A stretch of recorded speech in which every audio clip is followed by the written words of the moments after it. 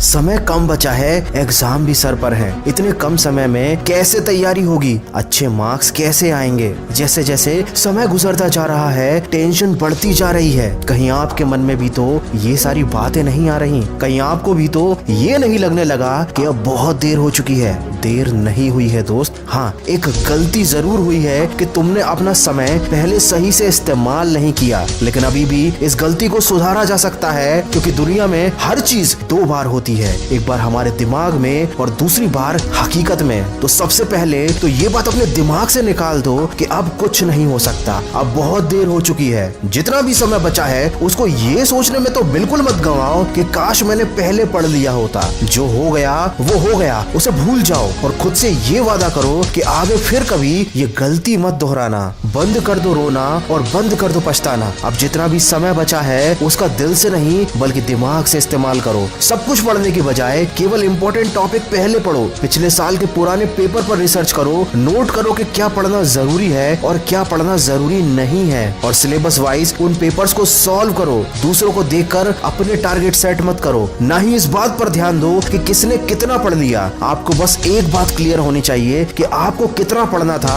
और आपने कितना पढ़ लिया। अगर पढ़ते समय नींद आए तो 5 मिनट के लिए घर की छत पर टहलने चले जाना और अपनी किताब जरूर साथ में ले जाना। मैं 100% गारंटी देता हूँ कि नींद भाग जाएगी। आप जिस भी टॉपिक पर कंफ्यूज हो रहे हैं उसको टिक करके अलग रख लीजिए। जब आपकी पढ़ाई खत्म हो जाए तो इस टॉपिक को इंटरनेट पर या अपने किसी बड़े भाई बहन या दोस्त से पूछ लीजिए, लेकिन उस टॉपिक के बारे में सोच सोच कर अपना टाइम बिल्कुल भी खराब ना करें। एग्जाम हॉल में जाने से पहले अपने किसी भी दोस्त से किसी भी टॉपिक को लेकर डिस्कस ना करें, ना ही खुद को जज करें, क्योंकि यहाँ आपका कॉन्फिडेंस लेवल गिर सकता है या आप कंफ्यूज भी हो सकते हैं। जैसे मोबाइल पर गेम खेलते समय जब तक गेम कंप्लीट नहीं हो जाता सारा ध्यान, सारी इच्छा शक्ति और सारा फोकस उसी गेम पर रहता है, वैसे ही ध्यान और वैसे ही फोकस अब पढ़ाई में लगाना है। चाहे नींद आए या तूफान आ जाए, नजरें किताब से हटनी नहीं चाहिए। लाखों में एक बंदा IAS बनता है, हजारों में एक बंदा अच्छी बॉडी बना पाता है, क्योंकि ये लोग दर्द सहते हैं, तकलीफ सहते हैं। इनका फोकस अपने लक्ष्य से नहीं हटता, इनका ध्यान